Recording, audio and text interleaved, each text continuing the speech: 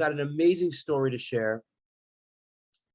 It's a story about a couple who were married for about 30 years. And they were happily married. Everything was going well. The husband spent a lot of time studying Torah, made sure every day he'd make time to learn, whether it's 1 hour or 2 hours or 3 hours. And then one day, his wife wasn't feeling well. And he went to the doctor, and she was diagnosed with stage 4 cancer, given 3 months to live, at best. And perhaps they didn't have the medical marijuana back then and the other treatments that Adam would help secure. And there was no treatment. There were no options. It was basically a hospice situation. And say your goodbyes. So the man was not going to take this lying down. He went to his rabbi, to his Rosh Yeshiva, Rav Shmuel Birnbaum, the head of the Mir Yeshiva in New York at the time. And he said to him, I need you to save my wife. He goes, what do you mean? I'm not a doctor. I'm not a miracle worker. What are you looking for me to do? It's like, I need you to save my wife. It's like, well, look, I certainly could pray for her.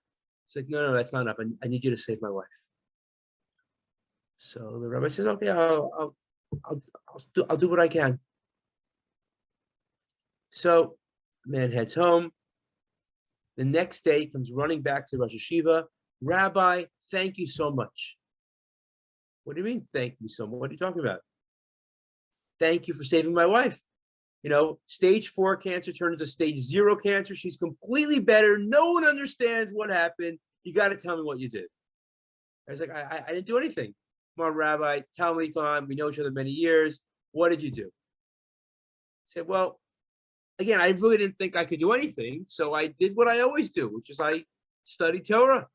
I opened up the Talmud. The pages, we were up to Abaye and Rava, 2 of the many rabbis that are discussed in the Talmud. And I said to them, Abaye, Rava, we know each other well. I go through your pages every day. We learn together, we grow together, we steig together. And, you're in Shemayim right now, you're in heaven with God. And I've never really asked you for anything. And I was wondering if you could do me a favor. It's not for myself.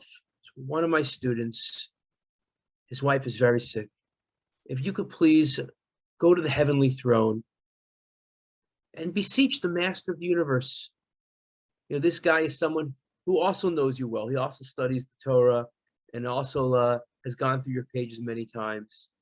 If you could do that, we'd really appreciate it. So the bottom line is, it wasn't me. You want to thank Abaye and Rava, thank them, but I clearly had nothing to do with it.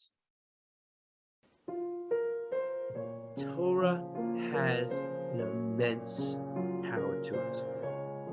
More powerful than the most powerful drug. Experimental, over the market, over the counter, illegal, all different types. Torah beats them all. The Torah is referred to as a Torat Chaim, as an instruction manual for life. And we've understood that to mean, Torah has lessons on how to get the most out of life, on how to live life. But now we see the Torah also can sustain life itself. The challenge is that sometimes we just don't have time to study Torah. And even if we have a session we're supposed to come to, other things come up, we're busy, other responsibilities, other priorities. What do we do? So Pirkei Avos teaches us we shouldn't say to ourselves, I'll study Torah when I find time, because you may never find the time. We're busy. There are always things going on. So instead of studying Torah when we find time, we need to make time to study Torah. It's not an optional extra that if we happen to fit it into our schedule, it works out. It's something we need to prioritize, that every day the Torah is there. Just like there's time to get dressed and time to shower and time to eat, Torah is our spiritual nourishment. It sustains us, it guides us, it inspires us. So my blessing to all of us is, number one, we find time and make time to study Torah. But number two, that we don't do it alone, because we need each other. And if I know that you're counting on me and you know that I'm counting on you, we're more likely to show up. And we benefit from each other's insights. So number two is that we should have friends who are good, real friends who share our values, who also want to learn with us and grow with us.